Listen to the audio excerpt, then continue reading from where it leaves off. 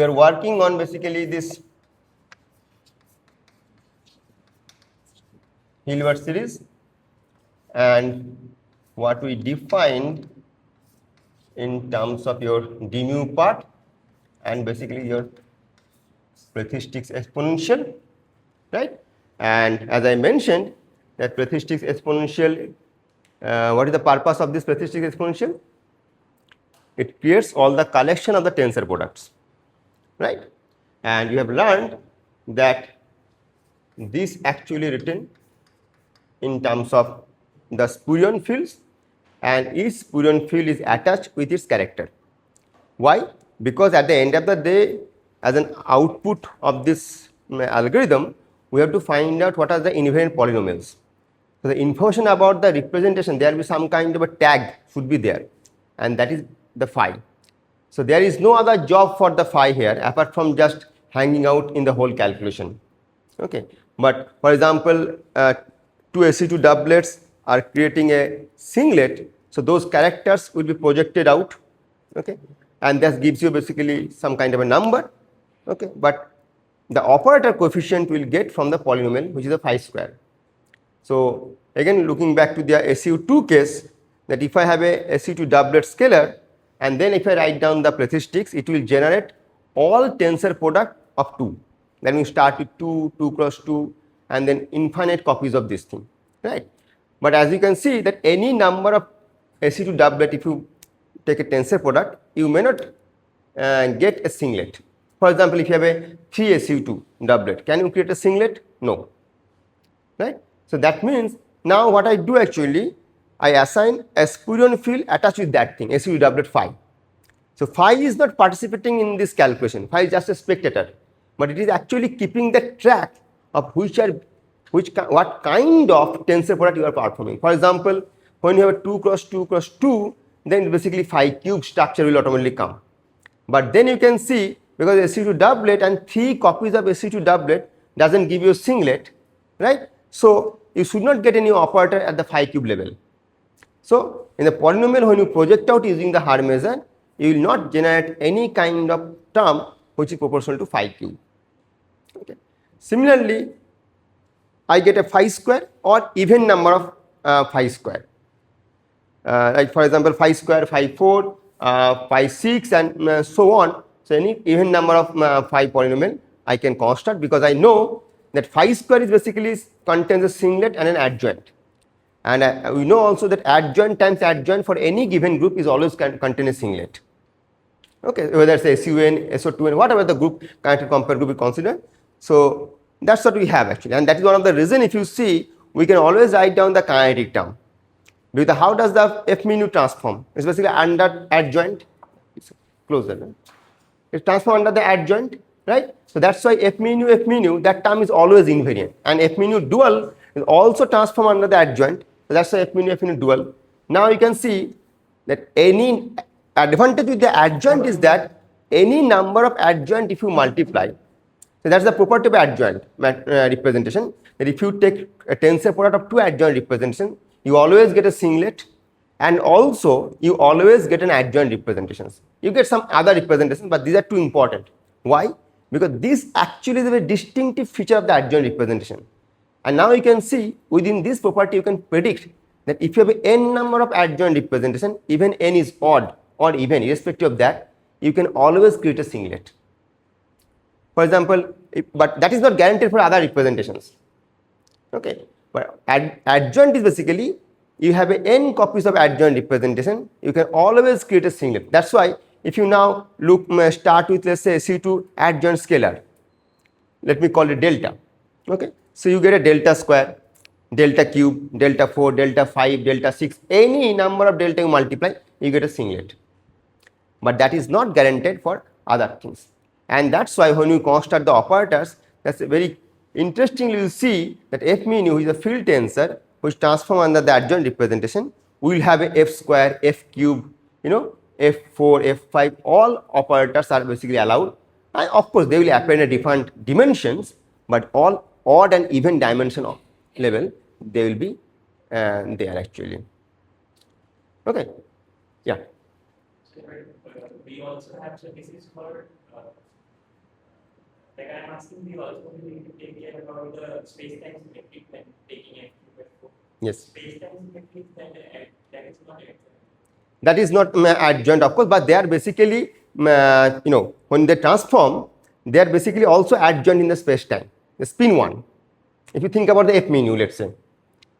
Okay, so this SE2 I was talking about the scalar, so that is certainly true, for the internal symmetry, as you can see, because they are scalars, I don't worry about this thing.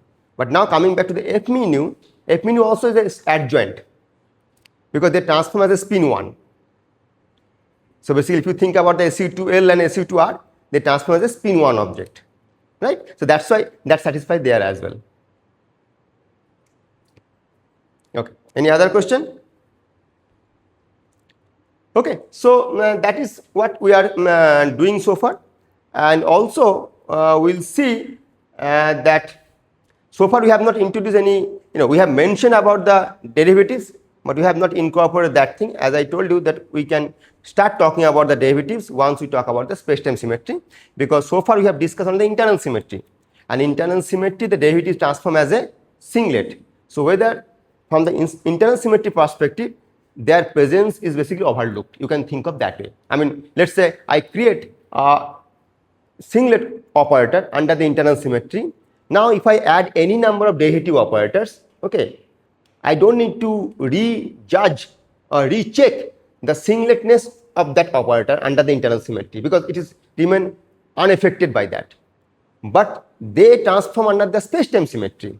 So next time when you try to see that the operator is singlet under or is not transforming or invariant under the internal symmetry, but is it also invariant under the space-time symmetry, then the presence of the derivative operators will play a role. So that's why so far in our discussion we didn't incorporate how this role of the derivative come into the picture.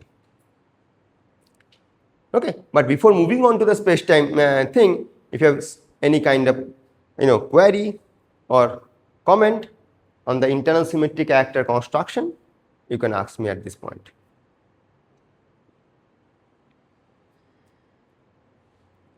Okay. So last time I told you that I will give you an idea about little bit more about the how this weight tree for non-trivial structures are can be computed. Okay, so let me give you some kind of thumb rule for any arbitrary Dynkin level how to calculate the weight tree.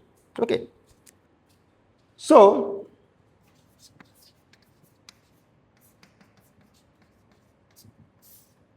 what is the weight tree? Let's try to understand.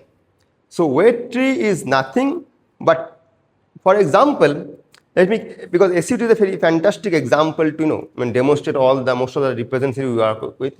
But let's go back to the angular momentum. Okay, so we have basically your spin half state. Okay, and then spin half state we have a projection spin half and minus half. Right, for spin 1 we have 1, 0, minus 1. And what are these? Basically, if you see how many states are there, and that gives you basically dimensionality of the representations. Okay, now if we try to find out from the Cartan's point of view, okay, and then if we try to see in the language of weights, okay, what we can define? So for any given finite dimension unitary representation, they will have a highest weight state and a lowest weight state because those are basically finite dimension. Okay, they are bounded from both the ends, like angular momentum, right? For example, as you know that if I have a spin half, so we always write down this is the convention that we prefer to write, and so we have these states, right? And these two objects are collected together and they form an SU2 doublet, right? Now any arbitrary two JM state cannot be clubbed together. They will have certain kind of property, and the property is basically they must have the same J value. For example, I cannot club a 1, 0 state with a half to make an SU doublet because their J values are different, so their transformation properties are different actually, right? So we will not go there. But what we can learn from here that we have these ladder operators, what you call sometimes creation, annihilation, those kind of structure, J plus and J minus. So if I act J plus on this thing, what I'll get? 0. If I act J minus in this thing, this will be 0. and this is exactly in the representative language what is called the highest weight and lowest weight.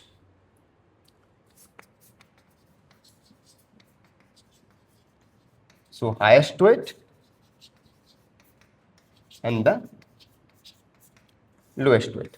So whenever I am writing a representation theory, the dimensions, when we said, oh, this is the dimension, that means basically these many states you can accommodate between the highest weight and lowest weight state. Okay. For example, if I go to the 1, spin 1, I have 1, 1, 1, 0, 1, minus 1. So again, this is my highest weight state. What is the definition of highest weight state? That your J plus act on that will give you it 0 or kill it, or lowest weight is basically J minus acts on that, basically kill it. And this is possible again because it's a finite dimension, because that's a bounded from both the ends. It has the highest value, it has the lowest value, lowest. Okay, so this is my highest weight, this is my lowest weight. Now I can start with my highest weight state, okay, and then I can act J minus repeatedly on that until it kills that state. Okay, so that's what I'm doing. If I add J minus, I'll get this one. Again, if I get J minus, I'll get this one. Okay, so now forget about the first element. If I think about this 1, okay, so this, okay, that means now let's say I have a spin value A, okay, and then I act basically J minus on that thing again and again until I reach minus A. I'll do that thing, and once I do that, then I'll count how many states I have accommodated from A to minus A. That will give you the multiplicity of that state or the dimensionality of that state. Okay, and this is exactly being generalized what we are doing at the definition of weight tree. So weight tree, what we are doing, we are writing the Dynkin level. Okay, so let's say I have some Dynkin level A, B, okay, for any given state, okay, and then I'll try to reach this state because this is the lowest weight state for that. Okay, and what I was explaining by doing this ladder operator action J minus repeatedly starting from A, B, exactly the same job in this way we can do by subtracting your row of the Cartan matrix. And this is actually connected with that. Subtraction of the row, or which is basically which I define as my simple roots. The subtraction of the simple roots is the equivalent action of the J minus. Okay, and this connection is actually mathematically proven, so it's not like it's argumentative only. Okay, so you can see that for the what we can explain in very nicely for the SU2, we can generalize them. Okay, and then we will see what are the possible ways we can start from a given Dynkin level of a representation AB to reach minus A minus B, and in that process how many states we are creating. Okay, that will be the dimensionality of my representations. Yeah.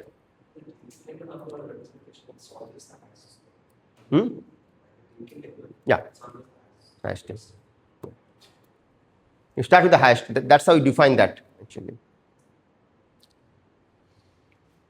Okay. Yes. Louder.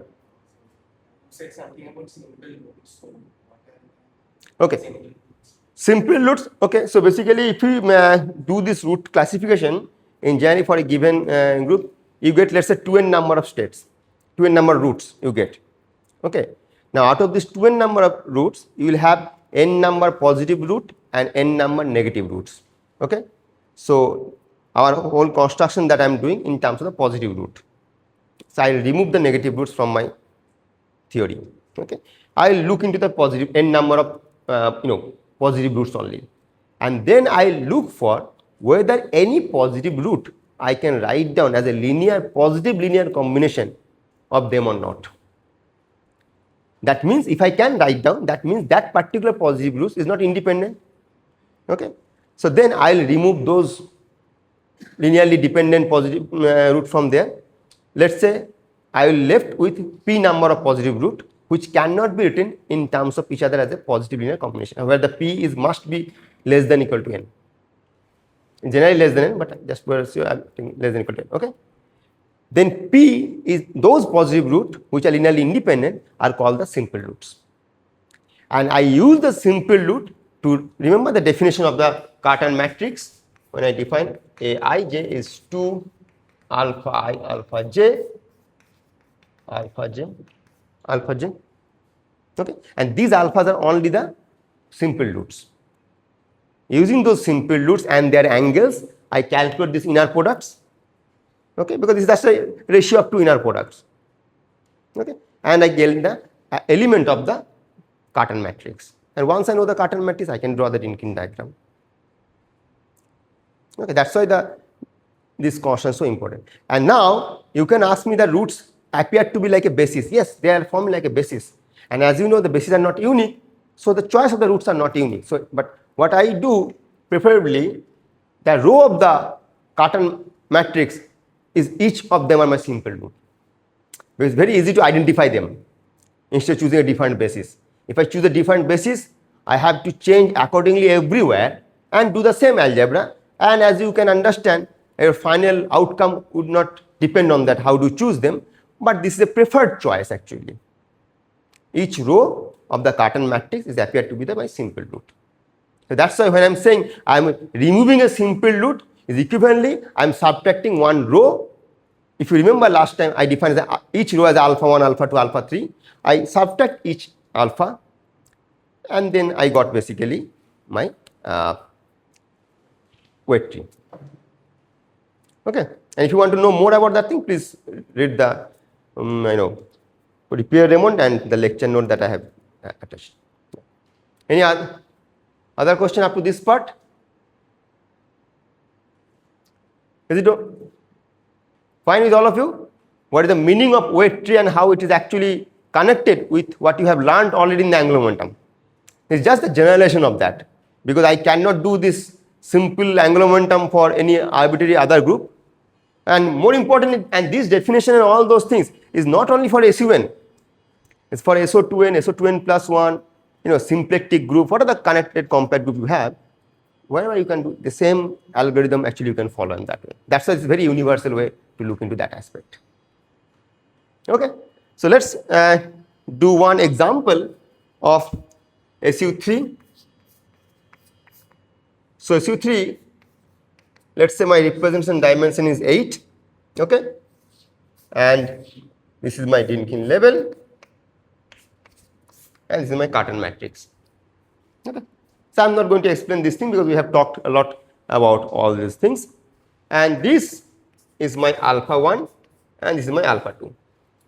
And also, as you can recall, the number of simple roots is basically number of the commuting generators or the rank. Right? So that's why we have for SU3 we have 2. Okay. So now, what is the Dynkin level of 8? So 1, 1, right? And now let's subtract alpha 1 from here and alpha 2 from here. So we get minus 1, 2. We get 2 minus 1. So then I subtract alpha 2 from here, alpha 1 from here. I get 0, 0. I get 0, 0. Again, I subtract alpha 1 from here, minus 2, 1. Alpha 2 from here, 1 minus 2. And then I subtract alpha 2, alpha 1. Both end up having minus 1, minus 1. So what I'm doing is I start with the highest weight state. And as I told you, this is my highest weight state. So my target state is basically minus 1 because this is my lowest weight state. Okay. And how do I go from highest weight to lowest weight state? By subtracting my simple roots. Okay. Now interestingly, you have to see that here this is just basically one variable for SU2 because that's a one number, right? So that's why it's a one dimension. But these are not one dimension, because simultaneously you can subtract multiple roots which are allowed subtraction. Okay, and you actually do all those things. Okay, and between this very interesting state is basically this one. Okay, so you may appear that they overlap. They are not. They are not overlapping actually. So this is just a phenomenological connection you can make at this point, that if you have a SU3 and if you want to realize in terms of SU2 cross U1, okay, so this is very similar to rho and eta kind of states. So they are two different states, but actually they have the same, Dynkin index. So now at some point you will see that whether you subtract alpha to alpha 1 from this corresponding, you will end up getting the same state actually. Okay. And now, as you know, once you hit the lowest state, if you subtract, you will be out of that. That means it will kill that thing. Subtraction of this thing will kill in that state. Okay. Now, if you count, how many states are there? 2, 2, 2, 1, 1. So see, 8 states are there. Okay. So the weight tree is basically generalizations, okay, or is a very interesting interpretation to understand the dimensionality associated with the Dynkin level. And these, not only that, also when you try to assign these representations with some kind of a multiplet, what are the component fields, they actually carry that information. When I am saying SU2, SU3 adjoint scalar or some object, it have phi 1, phi 2 up to phi 8. Okay. So then this represent phi 1, phi 2, phi 3, phi 4, phi 6, phi 7 and so on. Okay. So that's how you basically for example here, if you see when you take SU doublet, this represent one particle, this for example electron neutrino. So this is the electron, this is the neutrino, or depending on how to define that thing. Similarly, when you define a quantum field or a particle representations with that, okay, each of them represent that quantum number.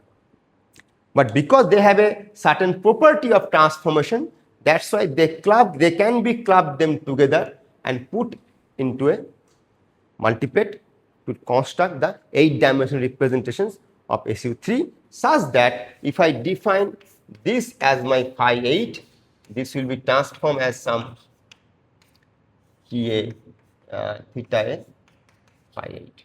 But these are the basically SU3 generators in the adjoint representation. Okay, yeah. So, we not know what the hardest state is. No, what do you mean if you do not know? Once you define the highest weight, you know the lowest weight. This one is lowest. Hmm. But what fundamentally is one is lowest is it is zero. Hmm. So let's see what is the lowest state. Yeah, so 1 0 will be reaching out to the 0 minus 1. No? Yeah, subtract that thing. Yeah. But I'm saying minus 1 to minus 1. Let us state belongs to my space 1. No, so basically you have to find out the whole roots, all the roots. Okay, so this includes all the roots, positive, negative, all the roots will be there. Okay. Here there is multiple alpha ones that Yeah, yeah, exactly. Yeah. So say a state which is like minus 1 to and again over minus Yeah. that will go outside. Yeah, for example, you can think of, just come back to this one. Here you have 1 1. You act L minus once, but again you act L minus. Okay, so it is nothing new here. You are acting. No. So basically, try to understand what I am saying. So I am saying that it's even the angular momentum. You have already learned that given the state, okay, you can have a repeated action of L minus. For example, let's say I have this state, okay, and then I start with this one, okay. So now how do I construct my weight tree? I'll act a L plus on this, I'll act a L minus on this thing. And then I'll act L plus this thing, I'll find out it's a 0. I'll act L minus on this thing, I'll find a 0. So you start with this lowest state, okay? You act L plus and then you find out that it's not guaranteed that L plus or L minus will be acted only once. It's not like that. There is no such rule. So how do you? Minus 1 minus alpha. Yeah. That gives you a 0. Yes. Minus alpha. Yeah. So what will get minus alpha 1? So have you first basically calculate all the roots of the SU3. Okay, look into them and then you'll automatically understand what are allowed or what are not. Have you calculated SU3 roots? Yeah, no, full root system. So then I'm saying that, okay, then actually keep those roots left hand side, okay, and then you look at this thing and then you intentionally subtract different randomly, okay, and then you find out what is the outcome. Look in the root system, compare them. That will be a guideline for that.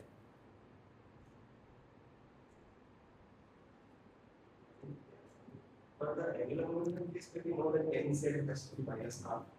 Now, how do you know that? Now, somebody have told you, but how do you realize that thing? No, because we cannot do the simple thing always. Na? This is basically, that's why you are getting that. It's because it's a one dimension, that's what I'm saying. It's a one dimension, that's why. If you go for, let's say, SU5, there are many ways you can do that thing. So basically, for example, there will be some, so same thing between, there will be some more cross kind of roots and there. Yeah, of course, this is a convoluted structure. It's not like you just look into that and you understand. But I'm saying that best way to understand, basically, write down the whole SU3 roots. Okay, positive root, negative, the full collection, and then you find out, and then you intentionally try to subtract that thing. Okay. Also, is there a unique way to construct the weight tree? Let's swipe them and then find out what is going on. So unless you do by your own, you don't realize just from my words. That's what I'm saying. Do a little bit of algebra. Okay. So now, if this is my Dynkin level, as I told you, there is a nice formula to calculate basically the dimensions. So the dimensions of AB is written as half A plus 1, B plus 1, A plus B plus 2.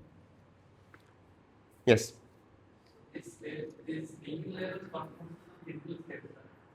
Multiplets. Yeah, for example, SU2 Higgs doublet or SU3 gluons. So this is the Dynkin level for gluons. If my SU3 is the color QCD, then this 1, 1 corresponds to the gluon. Yeah.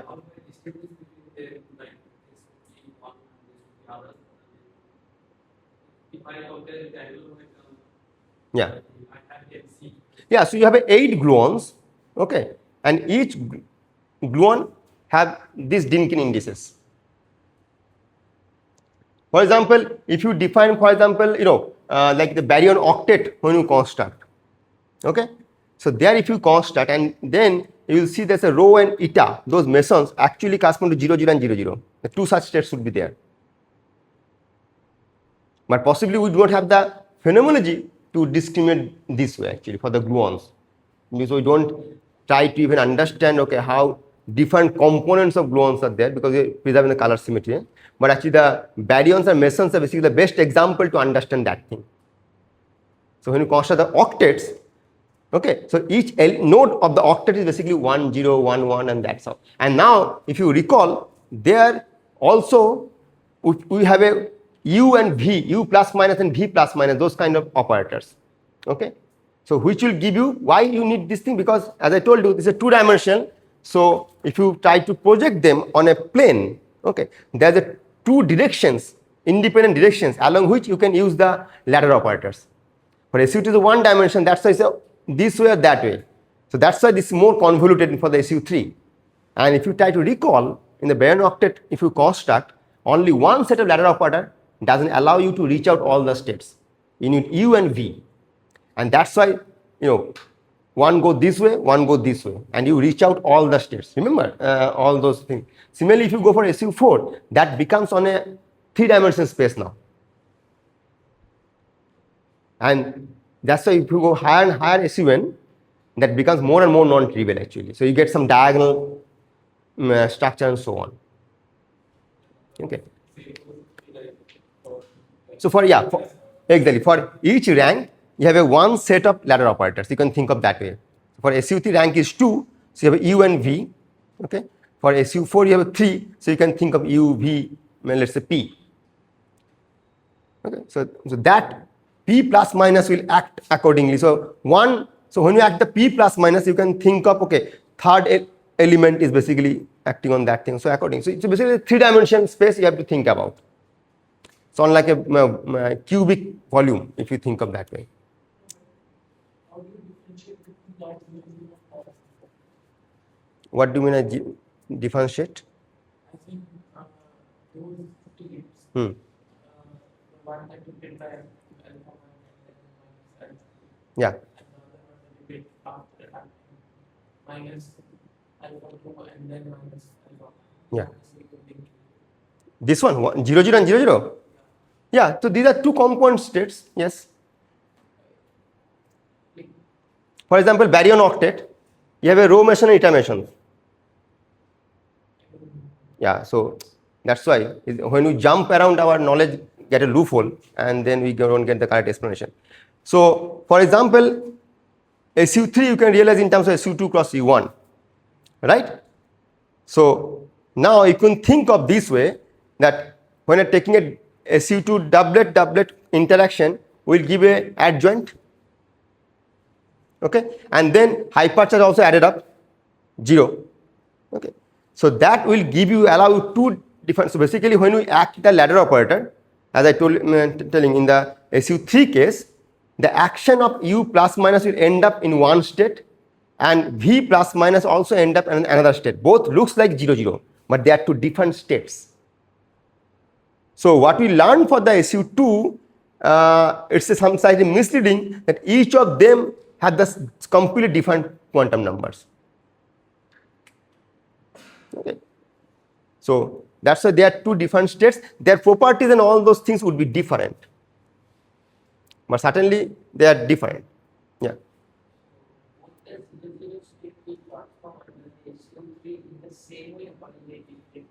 No. SU3, for example, okay. When I talk about let's go back to again neutrino and electron doublet. How do they transform under the SU2? We cannot discriminate their SU2 transformation, because if I discriminate their SU2 transformation, they cannot form a SU2 doublet. Exactly. That means basically you can realize them only when SU2 is broken. So similarly, these objects will be identified only you break the SU3. And how do you break the SU3? That depends on different kinds. So basically, if you try to realize, let's say, SU3 representations in terms of, for example, how do I say? If I realize in terms of SU2 cross U1, then 1, 0, 0 will be one of the SU2 multiplet, 1, 0, 0 will belong to the other SU2 multiplet. So, okay, so do you know how the SU, let's say, are you familiar with something called the branching rule? So how do you write down 8 in terms of SU2 cross U1?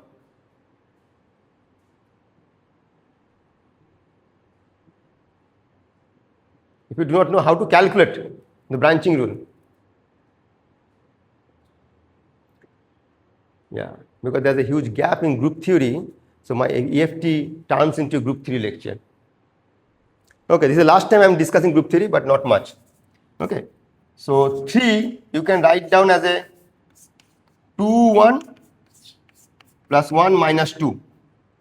So first element reads as a SU2 and second element reads as a U1 quantum number. And because this you are embedding in the SU3, all the generators are traceless, so the sum of the U1 charge has to be 0, and that's what I can immediately write down 1 minus 2. Okay. So now what will be my 3 bar? 3 bar would be 2 minus 1 plus 1, 2. This is how the anti-fundamental representation of SU3 you can realize in terms of SU2 cross U1. Now you calculate 3 cross 3 bar equal to 8 plus 1, right? That all, I hope all of you know. And then your 8 will contain basically, so you multiply this with this, so basically 3 plus 1, and then 3 plus 1, and then I have a 0, and then I have a 2 3 plus 2 minus 3 plus 1 0. So these are the states. So now I can write down my 8 as is like a 3 0 plus 2 3 plus 2 minus 3 and plus 1 0. Okay. So this is how the 8-dimensional representations. You don't know the branching rule? What have you learned in group theory? So now SU3. So otherwise you don't know. I mean basically the how to deal with group theory. So now you can see this is SU2 adjoint. Now what is this SU2 adjoint? It's a 1 1 1 1 0 minus 1, those states, right? So one state basically 0. Here is also singlet. This contains 0. So that's what I'm saying, that this 0 0 what actually within the SU3 8 dimension, when you realize in terms of SU constant, they belong to defined SU2 multiplets.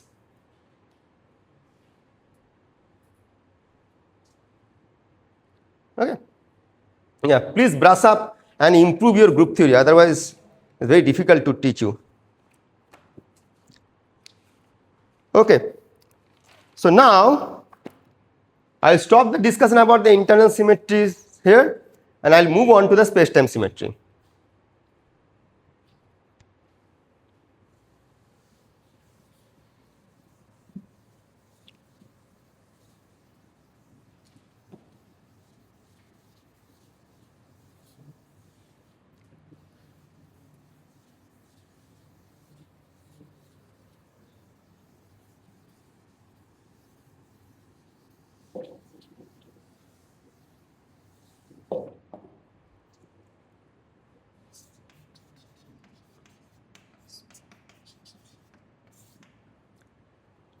So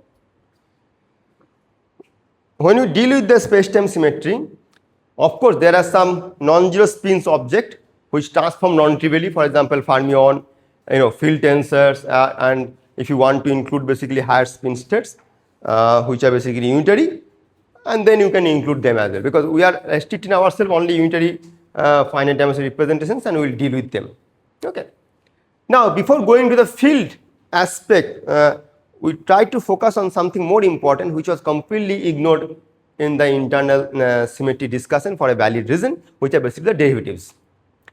Now, so space-time symmetry here we are dealing with is non-compact, so it doesn't have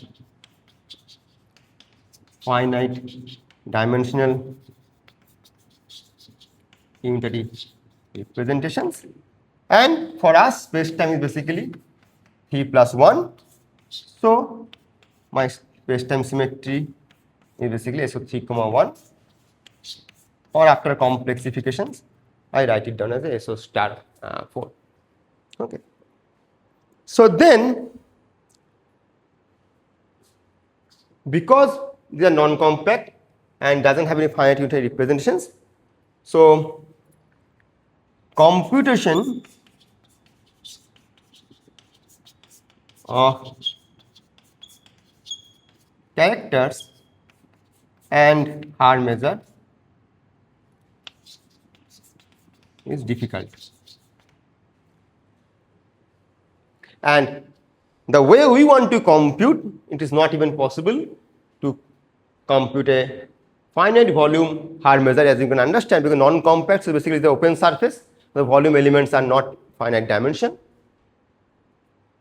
But we cannot just lose our hope at this point, because otherwise we cannot solve our target. Okay. So what we'll do, we try to realize this symmetry in terms of some compact subgroups. Okay. So that's why we realize this in terms of SU12, SU2R, which is my. So I'll move to basically Dirac representation to wild representations. And for us, all basically objects or the quantum fields what are dealing with are basically massless. Okay. So wild representations is a very good description I can adapt at this point. Okay. So that allow me, and because we are also further interested in the effective operators. So effective operators, the constituent are basically my IR degree of freedom, and all those IR degree of freedom are basically massless. Okay. So that's why this description is consistent with that thing. So now, just to recapitulate, what is your Dirac representation? You write as a half. Okay. So that transform as a half comma 0 plus 0 comma half. So this is correspond to basically your psi L. Okay. And this is correspond to your psi R. Right. So psi L transform under the SU2L. It doesn't transform under the SU2R. Okay. And psi R transform under the SU2R, but not under the SU2L. And how do you get that thing? If you remember, they have a rotation generators and you have a boost which are not unitary, and then you take a complex linear combination A plus minus I B, and so you have how many rotation generators? 3. You have a 3 boost, total 6 generators, and when you take a combination of them, you also generate 3 generators, but those 3 generators are basically unitary. Not only unitary, but also they form a closed algebra. Okay, so you define some M1, 2, 3, N1, 2, 3. So M generators are basically closed among, and what is the meaning of the close? Because they satisfy this Mi, Mj as I epsilon I j k Mk, Ni, Nj as I j k Nk, and Mi, Nk equal to 0 for all Ik. Right. So that's why I define my close. Now this is exactly my SU2L, and this I define my SU2R. So in terms of matrix, if you think of in a generator space, it's a 4x4 matrix, but there's a 2x2 block diagonal. And in the block diagonal, they don't talk to each other. So the group action of SU2L remain unaffected by the SU2R and vice versa. Okay. And that's how and that allow me, if I can write down this kind of representation, okay, that's allow me to project out this thing, and we can make this kind of projection because we are working in a even space-time dimension. For example, if I am working in a 4+1 dimension, I could not do this thing, though still my Fermion representation will be 4 dimension. Okay, because then the symmetry group will be your SO4, 1, which you realize in terms of SO star 5. Okay, but SO5 doesn't have this chiral projection, is not allowed, so I cannot go to a wild representation there. Okay, so we are working in event space time, so I can do this kind of business. But apart from this, as I told you, we can have this kind of decomposition in terms of the any other spins also. And what are the other spin states that we are interested in? F mu nu, right? So then we have this F mu nu thing, which in gens we write down as a SU2 spin 1 state. Okay, now we will introduce something called the F mu nu L, which will transform as 1, 0. Okay, and then we will have a F mu nu R, which will transform in the 0, 1. Okay.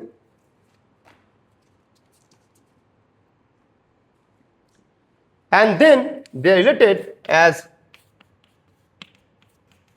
up F mu nu plus minus R .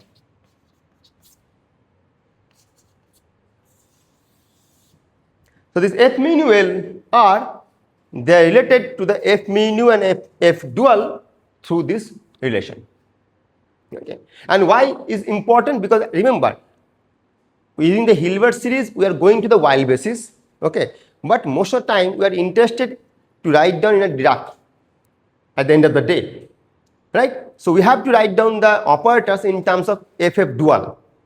So first we generate the invariant polynomial in terms of F mu LR, and then using this kind of relations we convert those structures in terms of FF dual.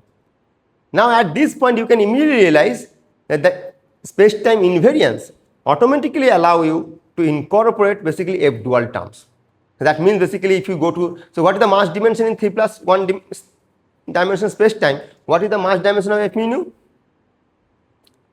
2, right? So then if I look for a dimension let's say 6 operator, so I can construct that with 3 F mu, F nu rho, and then F rho mu. All are indices are contracted among themselves, but then automatically the symmetry will see that allow you to write down a term F mu, F tilde nu rho, F rho mu. So one, if basically F dual, then automatically that is a signature of the CP heritings. And you have to have those kind of operators in your, if you are demanding your operator construction is complete and robust. Why? Because as you know that when we integrate out, what is the purpose of this basis? That when you start with a more complete UV Lagrangian and we integrate out some particles, right, heavy particles, when you end up at the low energy, we get different kind of structures which are matched against this operator basis. So now if you have a UV theory which has some kind of a CP violation in the Yukawa sector, for example, the best example is basically the vector-like fermion. You know what is the vector-like fermion? Have you done particle physics course? What is the vector-like fermion? You don't know the vector-like fermion? Spin 3/2 object? No. Exactly. The fermions which are transforming has a similar transform property under the left and right. And now you can see that if your left and right are simultaneously there, automatically if you calculate the axial anomaly, you know what is anomaly? Axial anomaly, chiral anomaly? You don't know anything about the field theory. So if you calculate the axial anomaly, okay, for example, the transformation of the e to the power I theta gamma phi, then that you cannot absorb the redefinitions of the fermion fields that pop out in the fermion path integral measure, and using the Jacobian you can put it at the top in the action and you get basically FF dual kind of term, right? That's the signature of the axial anomaly, and that is actually a physical quantity. It is not like some unphysical maths, okay? It's a physical quantity because you can explain the decay of pion by not going to diphoton only through this anomaly, and that is tell you why pion don't decay to, or is it probably it doesn't decay, or it's like a less amount of decay compared to the 3 photon. I don't think it's a decay, right? I'm not very sure, but anyway, the pi 0 going to diphoton can be explained only through the axial anomaly. Now the interesting aspect is basically when you write down the vector-like fermion, means basically your psi L and psi R have the same quantum number. Okay, then there you can write down a Yukawa interaction, and if the Yukawa couplings are basically complex, of course you have a CP violations. Okay, and now when you are integrating out, let's say those heavy fermion, so at the UV theory you have CP violations. When you are integrating them, that means at the low energy there will be some operator to capture their footprint, because in the process of integrating out you cannot lose the information what you had, otherwise you cannot demand this to be a low energy theory of that, right? So now you must have an operator which actually is a signature of the CP violations. And what are those operators? Those operators contain the F dual, odd number of F dual terms. As I told you, F dual is a dimension 6 operator. So those kind of terms are generated, and you can explicitly see, and we will see actually in this course, that when you do that, the Wilson coefficient of this operator is a function of the same CP violating phase. So what is the CP violation phase in your UV theory? That phase exactly appear in the Wilson coefficient of your FF dual kind of operator. So there are different kind of FF dual operators you can get, for example, phi square FF dual or FFF dual, okay. But all of their Wilson coefficients is actually function of that. That means in the UV, if you switch off that phase, let's say I set up phase to be 0, that means I switch off the CP vibration. Automatically, these Wilson coefficients are such a smooth function of that phase that those Wilson coefficients will vanish. That means those operators will not be generated. So that's the beautiful connection is there. So whatever we are constructing, it is not just in a random construction, it's keeping everything in mind. Okay, so now coming back to this thing, that we may think of the way we introduce, because these are my working degree of freedom for the Hilbert series. So at this point, we may think, okay, what about those CP signatures? How do we capture them?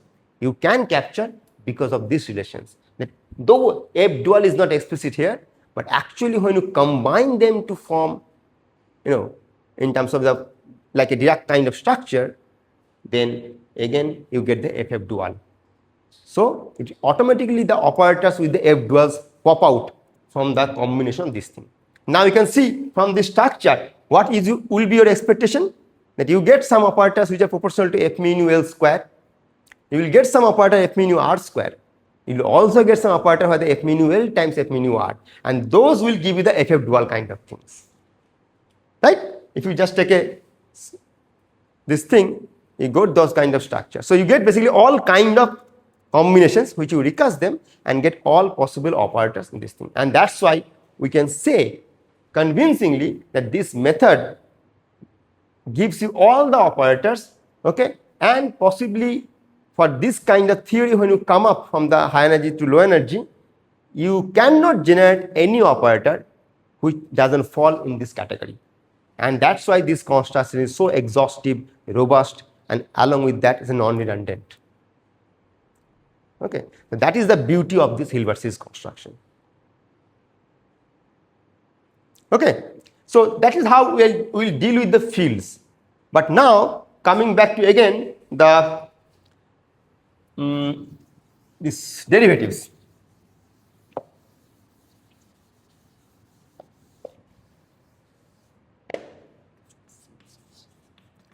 So these derivatives we could start with, let's say, del mu, okay, and this del mu transform under the space-time symmetry in the Weyl basis as half comma half. These are the bispinors, okay, because they have left and right on both the thing.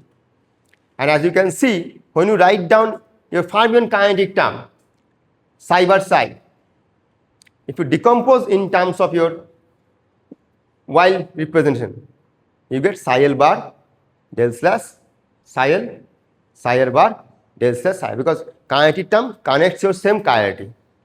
You can flip that thing, but right. So that's why the same derivative operator connect basically your both the fields actually in that way. Okay, fine. So, but we will not write down in terms of del mu, because it is not about dealing with derivatives or constant operators. We also have to respect a very fundamental things about the field theory, which is the gauge invariance. Okay, so if I write down everything in terms of del mu, and now when we match with the operator against the operator, if my UV Lagrangian has some kind of gauge theory, I'll be unable to capture those informations, or I cannot guarantee the operators that I'm constructing are gauge invariant. So now there's another addition or demand I am adding, that along with this robust, complete set non-redundant operators, all operators have to be gauge invariant. So this is also allow me to construct a gauge invariant operator, and that's very simply we can do that thing without talking about so much about the gauge invariance. I'll upgrade this del mu to a covariant derivative d mu. Now you may be thinking at this point there are different kind of fields are there. For example, let's talk about the scalar Standard model. That's a fantastic example of that thing. You have a Standard model Higgs, and then you have a Standard model leptons, right? Or let's say you have a quarks, right? So you have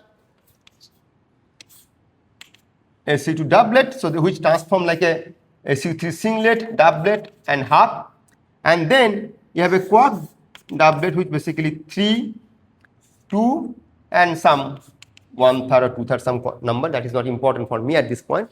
What I'm trying to emphasize that this object doesn't transform under color symmetry, this object transform under the color symmetry, but I am introducing only one d mu.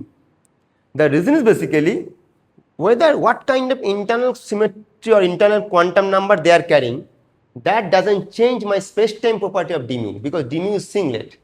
So now I may end up getting operators, for example, q bar d slash q, like the familiar term that you write down the fermion kinetic term. It should be capital Q or small q.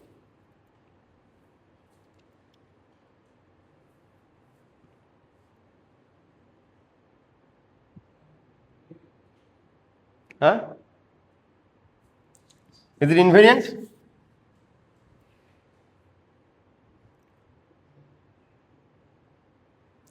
Yeah, of course, this is invariant. Yukawa connects your different chiarity. Right? Okay. So now I have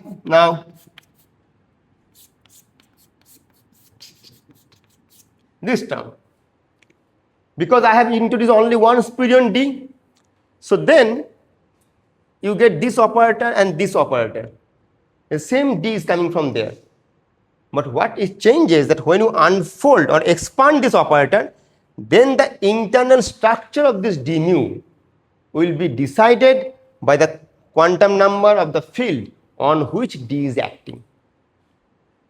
Okay, so that's why as long as we are not actually unfolding this d is basically universal. Okay, now give me one more example of where you guys can be confused later. For example, I have a term, for example, let's say psi bar gamma mu psi, and then I have, let's say, h dagger d mu h. Okay, or I have a, let's say, psi bar d slash psi h dagger h. Okay, so I am not talking about the equation of motion and all those things, so that I'll not part of the discussion. But what I'm trying to emphasize at this point, so if I have these two operators, I can do IBP and all those things. But now you can see it's the same d operator, and d operator is acting on fields of different quantum numbers, not only under the internal symmetry but also the space-time. But your IBP doesn't mean that it will, through the IBP, it will act on similar kind of things. So when we say, let's say,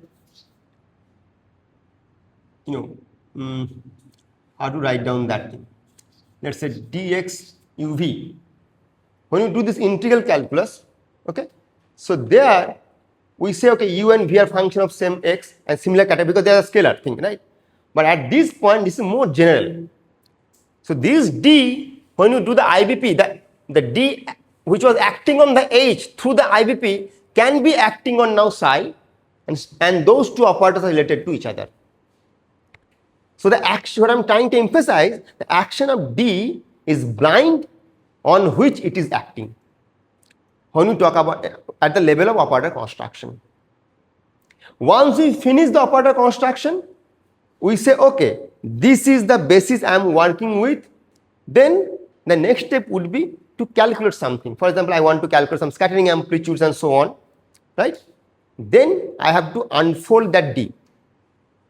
So then if someone is working with this operator, they will say, okay, my d is basically determined by what is the quantum number of psi.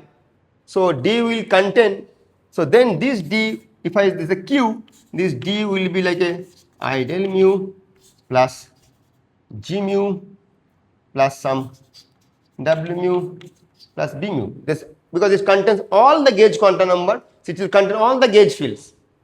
But when if I'm working this operator, there this d mu will be I del mu plus W mu plus B mu. There is no G inside because H doesn't have any color quantum number.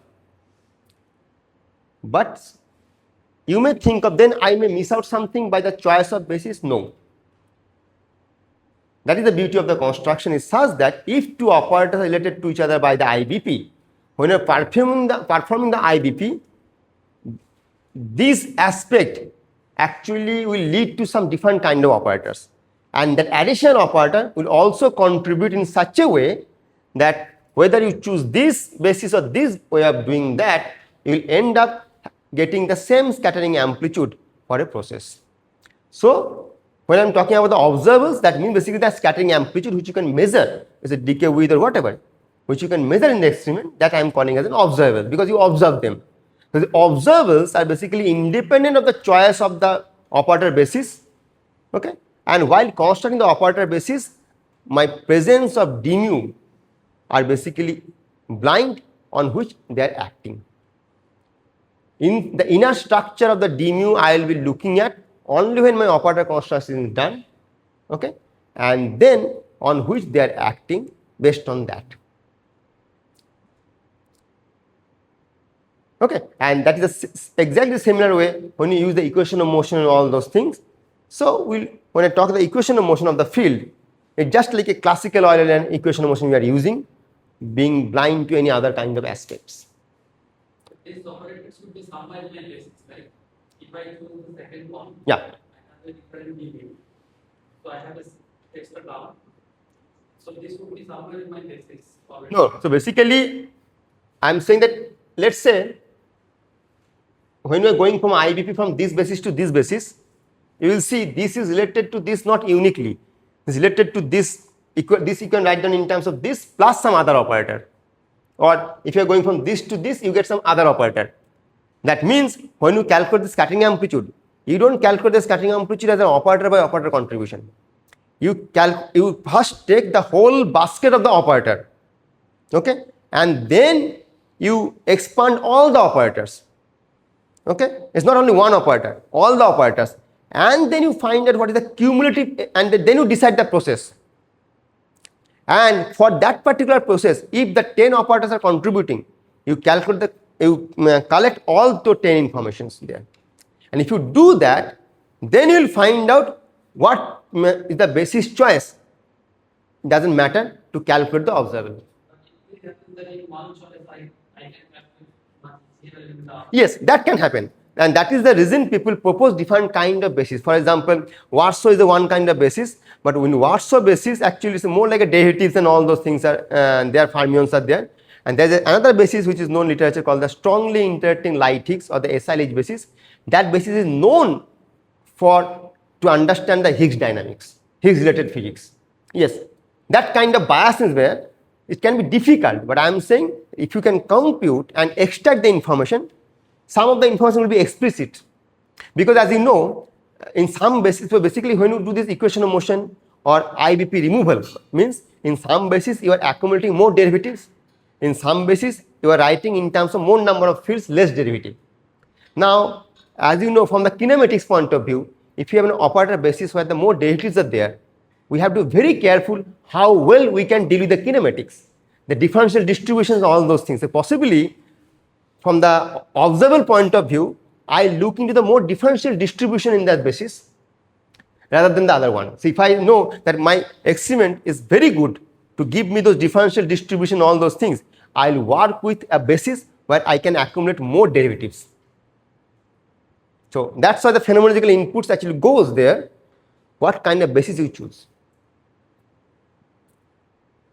Okay, yeah. Any other question? So because when you do these kind of things will be going on, so before this comes in your mind, I thought let me discuss beforehand. Okay, how you can write a d mu which was attached with h suddenly put in the side because of all these reasons. Okay, any question up to this part?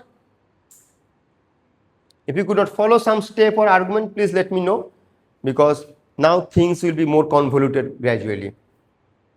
I mean, so far it was more mathematical, but now along with the mathematics, some physics will come into the picture, and that's where actually basically how we are doing this activity, like we are doing this operation from H to side. How the opening everything is defined including this other connection part, let's see. Yeah, I first write just a simple way to do that thing. Take out the derivative completely outside. D mu of write down d mu of psi bar gamma mu psi h dagger h, okay, and then you act d mu gradually. Each parts are basically like a connected by a IBP then. So d of uv is basically duv plus vdu. Okay, what is the duv and vdu? They are related to each other by the IBP. A total derivative contains each terms which are related by the IBP. This GU part will come out from those other. Yeah, so exactly. So basically, then when I'm going from this to this or the other way around, I guarantee there will be some again extra operator will be generated. That's what I'm saying. It's not like going when you do the IBP, it's not like O1 is going to O2. O1 can go to O2 plus O3. So when you calculate the scattering amplitude, you don't calculate the scattering amplitude for O2 operator. You calculate the scattering amplitude for the full position. For example, in the QED, I hope you have done, because the way you respond, I am doubtful, but still, E plus E minus going to mu plus mu minus. Have you calculated the scattering amplitude in QED? What is the propagator?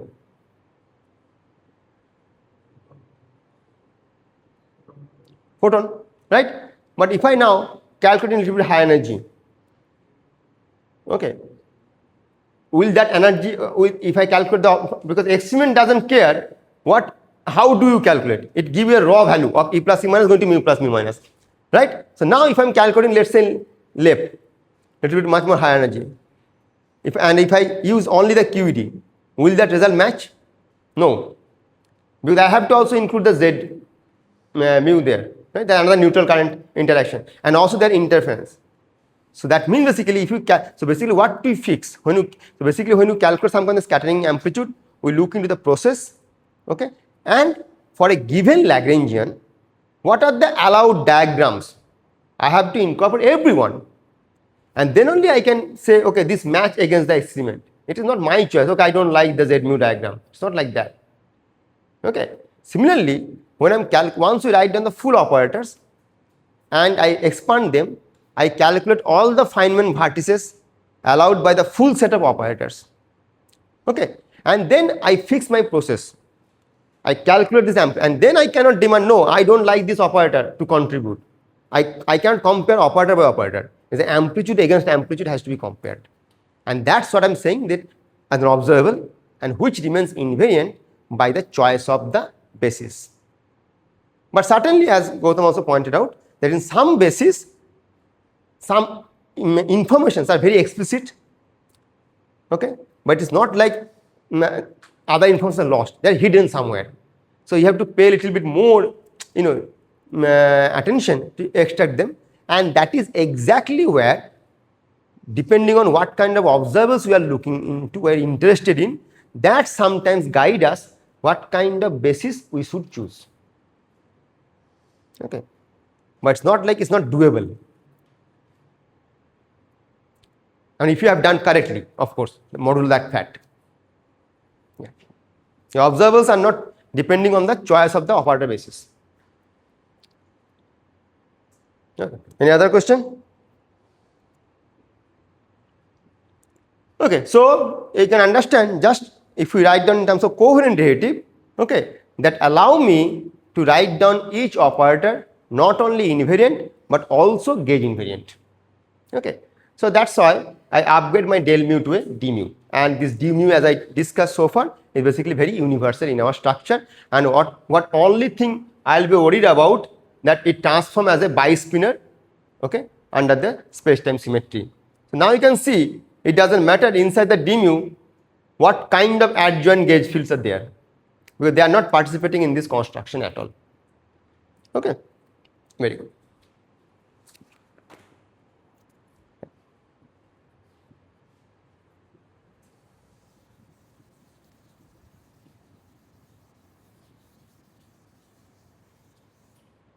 Yeah.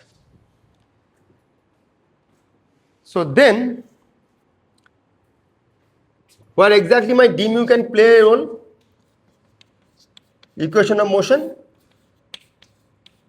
and integration by parts, right? So exactly what d mu actually control your thing, okay? And then in 3 plus 1 dimension, so if you see, if your d equal to p plus q and which is greater than equal to 3, let me share this piece of information which will come back to later. The conformal group is SO p plus 1 q plus 1, okay? So in 3 plus 1 dimension, we will work with the conformal group SO 4, 2. Okay, and this is also a pseudo Euclidean space EP, Q. So we don't need that information here. So now, without going into too much mathematical jugglery, what the information we can extract is that when we have this SO 4, C, so what is the rank of this group? 2. And for a given group, how many Casimir operators you can write down? Quadratic Casimir, how many Casimir operators you can write down? For any arbitrary group, forget about this one. You don't know? It's the rank of the group. Yeah. For example, SU2 rank is 1, and that's why your J square, J1 square plus J2 square plus J3 square, right? So here, what are the Casimir operator? So I have 2 Casimir operators. Okay, one is basically your P square, which give you the information of the mass, invariant mass, and one is the Pauli-Lubinsky.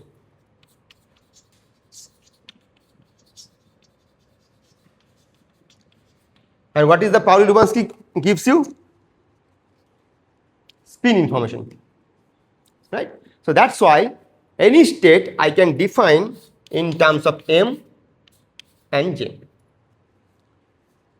So if you see the states, because I define my states as an eigenvalue of the Casimir quadratic Casimir operators.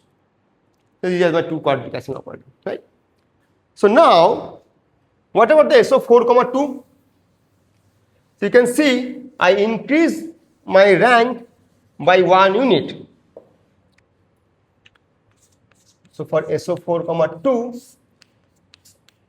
rank is increased by 1 unit. So we'll have one more quantum number to label the states, and that is basically my dimension delta phi. It's sometimes called the conformal dimension. Yeah? It corresponds to the dilatation operator eigenvalues. So now I can define my state under this SO 4, 2, which will have a mass, which is basically not interesting for us at this point because all are basically massless, their spin and their delta phi, the eigenvalue of dilatation operator. But now, as you know, we will restrict ourselves to the states which are basically unitary. Okay, and for a free theory, this conformal dimension exactly matches with the mass dimension of the operators. So, for a free theory,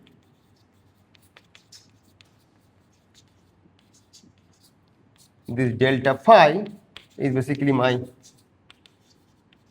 mass dimension of fields. For example, delta phi equal to 1 for scalar, 2 for field tensor, and 3/2 for fermion. And why do I need this thing? There are the 2 purposes of this thing, because we have to classify the operators in terms of their mass dimension.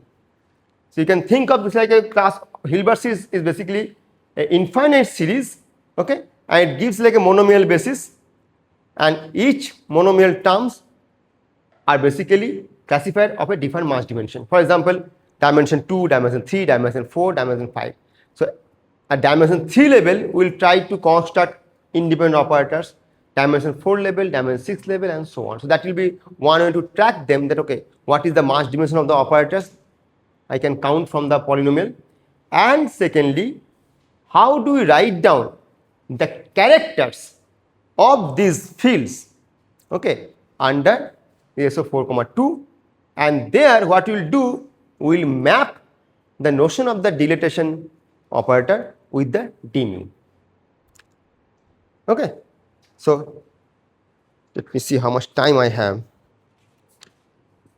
Okay, maybe I can start the character composition Vara module character next day.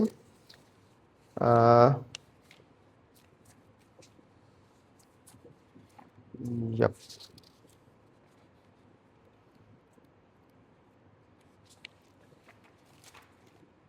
Okay, so yeah, so that is the reason actually we come to this picture, and I will not go too much detail about in the mathematics about this thing, but slightly little bit hand waving argument, because otherwise we may lost in this construction. But at least we will discuss the two things, that integration by parts and the equation of motion we will not use explicitly. What do you mean by that? That it is not like we first construct the operator and then we impose the equation of motion or integration by parts for individual fields, because that becomes a very tedious job. Rather, what we will do, we try to calculate the characters and something in this language called the momentum generating function we will learn gradually, and glued with the character functions, they will automatically take care about the and remove all the invariant polynomials which are related to each other by the equation of motion and IBP. Okay. So to have that automated for the equation of motion and the IBP, we have to go to this construction. Or if you are saying, okay, no, we want to construct the operators which are basically, invariant, but I don't care at this point if they are related to each other by the integration by parts or equation of motion, then whatever we have learned so far is fine. Only thing basically how the fermion representations under the space time, which is known to us already, give that information, that is sufficient, and introduce d mu as a half comma half. We have to upgrade the symmetry in this particular format, because this is exactly, there is a famous work by Dolan, okay, so who showed basically how to calculate the Vara module character in terms of SO4, C in terms of SU12 cross SU2R. So because it's not very straightforward, because you're writing a character of the non-compact representations in terms of compact representations, okay, and then also we'll introduce something called the, let's say, as an, if you are familiar with something as the conformal symmetry, you start with some kind of primary, okay, and what you can do, you act your derivative again and again on that thing. So you basically calculate all the secondary states you can descendants, right? And then let's say you have a phi, del mu phi, del mu phi, del mu del rho phi, you can get all the states, okay, and then what you can do, you can just flip them. For example, del nu, as you know, if you just contract two indices, what you will create out of that? Del square, and the del square acting on a scalar primary. What is that? That is the equation of motion. So I have to remove that state. So we have to count what are the possible way we can contract them and remove all such states, and that is how actually this conformal symmetry allow me to automatically mathematically taking care of the removal of the equation of motion. Okay, and similarly there, and also for example, if you have a d mu, and you know how the d mu and f mu related to each other. How? You have a commutator of two covariant derivatives f mu, right? So now when you construct all the descendant, now if they are passing through each other, if the d mu, you can write down the d mu and the f mu. That means, but the f mu is already a variable for us, which already give an operator. So this will be redundancy. So this also takes care about those kind of redundancies from that. And that is the beauty of this construction. Slightly mathematically involved, but we'll go very slowly so that you can understand. Okay, fine. But before we stop, let me give you one small example of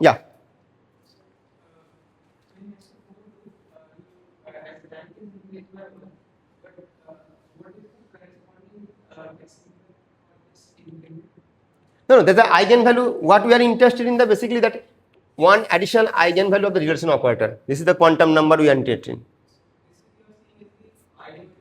Yeah, dilatation operator, yeah, exactly. Because that's a good quantum number for us to level a state.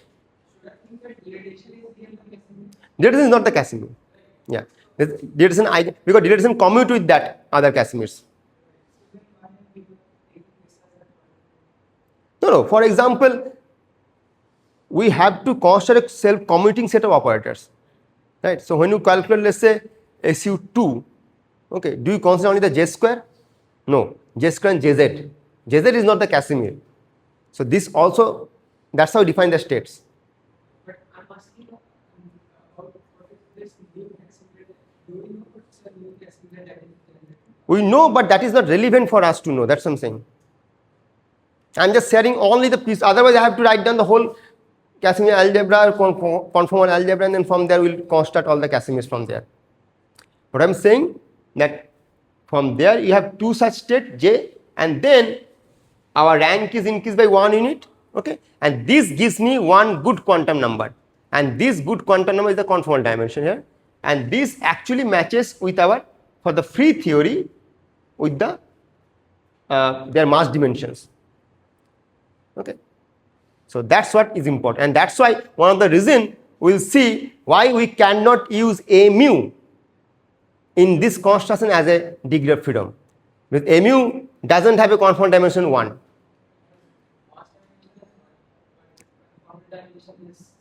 Exactly.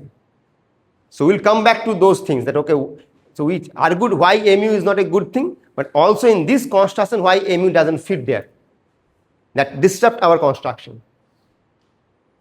Okay.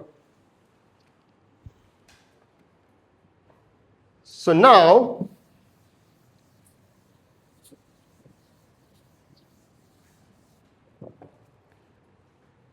let's say I have one operator O1 which is del 4 phi r minus 1, okay, and the O2 is del cube phi del phi r minus 2. Now let's say I am doing del cube phi r minus 1. If you write down del 4 phi r minus 1 plus del cube phi del phi r minus 2. So let's say I have these two kind of operators, right? And r is basically an integer, 5, 6, whatever you consider. But now if these two operators are there, what you can do, you can write down del of some operator like this, okay? And once you use them, hold on, is it del cube? Yeah, sorry, it's a del cube. Okay, and then once you use this derivative operator here, you get basically these two constructions. Now you can see, because we are working in a non-compact manifold and without any proper boundary condition, where we expect the fields and the derivatives to vanish at the asymptotic boundary. So this is 0 once you put in the action. So eventually you will end up this plus this equal to 0. That means either you work with this operator or this operator. They are related to each other by the IBP. That means if two operators are related to each other by the IBP, that means you should be able to write down one in terms of the other up to a total derivative term. Okay, and as you know, in the Lagrangian also, two Lagrangians are equivalent when they differed by a total derivative, as long as this kind of space-time manifold we are working with. So that translated here also. So we'll see, we'll come back to this point. But for example, if I have a 5 del 4, let's say this is my invariant polynomial. Okay, then what I can write down? I can write down del 4 phi 4 del cube phi del phi 4 and del 2 phi del 2 phi 4. So I can make all this kind of partition, and this partition is nothing but the number of derivatives which one injected where. Okay, so these kind of partitioning will be taken care of when you talk about this kind of symmetry. Okay, such that not only the equation of motion but also my IBP is taken care of. Okay, because we don't want to do, because if I have a complicated theory, there's so many fields are there. For each field doing IVP and then equation, that's a very non-trivial task again. So we want to minimize the human effort through the algorithm.